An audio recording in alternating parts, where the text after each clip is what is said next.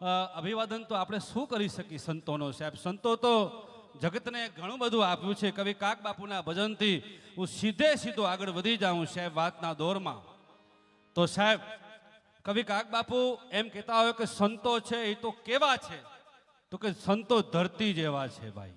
સમજી બાપુ ભાઈ, ભૂરાભાઈ, બધા મિત્રો, વડીલો, માતા બહેનો, બધાની હાજરી, પૂજ્ય બાપુની હાજરી છે. ત્યારે ખાલી મારે 10 મિનિટ અહીંયા મને કવિ કાક બાપુનો એક ભજનથી આપણે આગળ વધીએ. તો કવિ કાક બાપુ એમ કહેતા હોય કે સંતો કેવા, કારણ કે આજે ગુરુ પૂનમ છે, આપણે સદગુરુને એનો મહિમા એમને આપણે યાદ કરવા પડે. પરમ પૂજ્ય બ્રહ્મલીન અને એવા જ આપણા સદગુરુ ધર્મેન્દ્રગીરીજી મહારાજ, પૂજ્ય માતાજી રામબાઈમાં અને આપણી વચ્ચે બિરાજમાન એવા આપણે સૌના માર્ગદર્શક અને સનાતન સમાજનું કાંઈ પણ કાર્ય હોય એમાં સાહેબ કચ્છભરમાં લાલગીરી બાપુની હાજરી હોય, એવા લાલગીરી બાપુનો સાનિધ્ય મળ્યો હોય. ત્યારે હું વાત એ કરતો હતો કે કવિ કાક બાપુ એમ કહેતા હોય કે સંતો કેવા, તો કે સંતો ધરતી જેવા, આંગળા ચિરાવતી ધાન રે પકાવતી, ઓલી ધરતી પોતે પોતાનું ધાન નથી ખાતી, ઉપકારી એનો આત્મા સાહેબ. હવે જુઓ, ધરતીના પેટાળમાં ચીકુ ઉગે, કેળા ઉગે સાહેબ. હા, અને ધરતીના પેટાળમાં ધતુરો થાય અને ગાંજો થાય સાહેબ. ધરતી બધાને સમાન રીતે સાચવે છે, એમ જગતમાં સંતો પણ બધાને સમાન રીતે સાચવતા હોય છે. અહીંયા કદાચ કોક નબળો સેવક હોય કે સબળો સેવક હોય, પણ પૂજ્ય બાપુ માટે બધા સમાન છે, આ જગ્યા માટે બધા સરખા છે. કારણ કે કવિ કાક બાપુ કે સંતો કેવા, તો કે સંતો આકાશ જેવા. કેમ, તો કે આકાશમાં ચંદ્રમાની પૂનમ હોય તો ચંદ્રમા ઠરી ન જાય કોઈ દિવસ, અને આકાશમાં ધોમધખોર તાપ હોય, અમાસનો દિવસ હોય, ચૈત્ર મહિનો હોય તો આકાશ કોઈ દિવસ તપી ન જાય. તેમ સદગુરુ છે ને સાહેબ, એ આકાશ જેવા છે, એ ઠરે પણ નહીં ને તપે પણ નહીં, સમાન ભાવથી જીવન જીવતા હોય. કવિ કાક બાપુ કે સંતો કેવા, સદગુરુ કેવા, તો કે સદગુરુ તળાવ જેવા. હા, તળાવ, તળાવ એટલે દરિયો, પાણી જેવા. તળાવના કાંઠે બાપુ કોઈક વિકરાળ પ્રાણી હોય ને, એ પાણી પીવા આવે તો તળાવ એની તરસ છીપાવે, અને કોઈક સાદો સીધો ગાય જેવો પ્રાણી હોય ને, એને પણ સાહેબ તળાવ છે ને તરસ છીપાવે. એટલે સદગુરુના શરણમાં જે કોઈ જાય સાહેબ એને સમાન ભાવથી સાચવતા હોય છે. એટલે ભેગા બેસનારા સૌ ભરમાણા, મોટાના તરિયા ન ચડ્યા. તમને ને મને એમ થાય કે ધર્મેન્દ્રગીરી બાપુ ભેગા આપણે રહ્યા, લાલગીરી બાપુ ભેગા રહ્યા છીએ, બાપુ તો આપણા જેવા છે નહીં. સંતો સાથે રહીએ પણ સંતોને ઓળખવાની ક્યારેય કોશિશ ન કરવી જોઈએ. કારણ સંતો, શાસ્ત્રો એમ કહે છે કે સંતો કેવા, તો કે ભેગા બેસનારા સૌ ભરમાણા, મોટાના તરિયા ન જડ્યા, પંખી સૌ હાલ્યા અને મોર હાલ્યું મછરું. મછરું જઈ ગરુડને પૂછ્યું કે હે ગરુડ, તું બ્રહ્માંડમાં ફરે છે, આખા બ્રહ્માંડમાં ઊંચા સુધી ઊંડાઈ કરે છે, ઊંચા સુધી ઉડન કરે છે આકાશમાં, પણ આકાશના છેડા મળ્યા.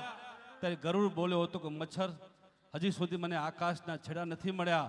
માછલી જઈ મગરને પૂછ્યું કે હે મગર, તું દરિયાના પેટમાં રહે છે, એ તો કે દરિયાના છેડા મળ્યા. ત્યારે મગર બોલ્યો હતો કે ના માછલી, હજી દરિયાના છેડા નથી મળ્યા. અને નાનો એવો 12માસીનો છોડ ઠુમક ઠુમક ઠુમક ઠુમક ઠુમક કરતો વડકને જાય છે. અને વડને કહે છે હે વડ, તારી હજારો વર્ષની આયુષ છે વડ, એ તો કે તને તારા મૂળિયા ધરતીમાં કેટલા ઊંડા હશે, ધરતીના છેડા મળ્યા. ત્યારે વડ બોલ્યો હતો કે હે 12માસી, મને હજી ધરતીના છેડા નથી મળ્યા, ગમે એટલા મારા મૂળિયા ઊંડા હોય સાહેબ, ધરતીના છેડા ન હોય, દરિયાના છેડા ન હોય, આકાશના છેડા ન હોય, એમ ભારત વર્ષમાં સદગુરુની કૃપાના કોઈ છેડા નથી. ભલા માણસ, એની કૃપા નીચે જગતનું સંચાલન થતું હોય. તો હવે કવિ કાક બાપુ કે શું કરવો, તો કે સમજીભાઈ કરવો શું હવે, એની કૃપાના છેડા તો કોઈ છે નહીં સદગુરુના, તો હવે શું કરવો, તો કે હવે એના ભરોસે રહેવાય, પડનું ડાપણ ના ડોળાય. લાખા ઘરમાં જે દિવસ આગ લાગી ત્યારે હે કીર્તાર કુંતા સહિત તે બળતાને બચાવ્યા છે. સાહેબ તમે હું ગંગાજીમાં સ્નાન કરવા જઈએ પછી તમે એનો વિચાર કરીએ કે ગંગામાં નાવાથી પાપ બળે કે ન બળે, તો બાપ ન બળે સાહેબ. પણ તમે એનો એવો ભાવ પેદા કરી ગંગા પવિત્ર છે, નાઈ લીધું તો પાપ બળી ગયો. એમ સાહેબ સદગુરુના ભરોસે રહેવું જોઈએ, પડનું ડાપણ ના ડોળાય. તો હવે શું કરવું? ચલો એની અનંત કૃપા છે, એના ભરોસે પર રહી ગયા, તો હવે શું કરવું?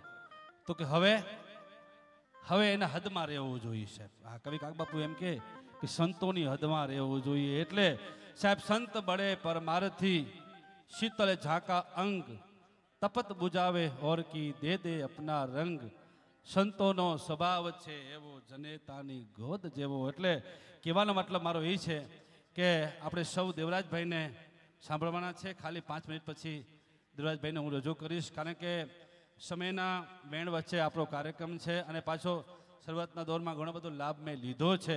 પણ કહેવાનો મતલબ એ છે સાહેબ, તમે ને હું કચ્છની ધરતી, અને એમાં આ જે રુદ્રાણી જાગીર છે એ તો વર્ષોથી સાહેબ સેવાનો માધ્યમ રહ્યો છે સાહેબ.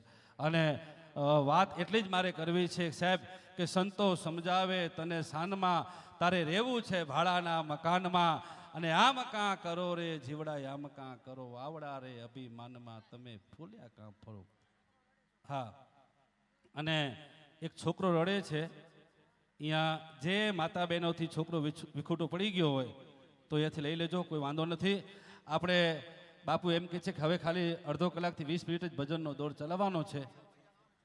એટલે આપણે પાછા દેવરાજભાઈને સાંભળવાના છીએ. પણ સાહેબ સદગુરુનું સાનિધ્ય મળ્યો હોય, અને એમાંય સાહેબ સંતો સમજાવે શાનમાં. સંતો આપણે કેમ સમજાવી દે? ખાલી 1 જ મિનિટની વાત કરીને મારા શબ્દો હું પૂરા કરીશ, કારણ કે આપણે દેવરાજભાઈને હજી અડધો કલાક સાંભળવાનો છે અને પછી મહાપ્રસાદ પણ આપણે આગળ વધવાનું છે.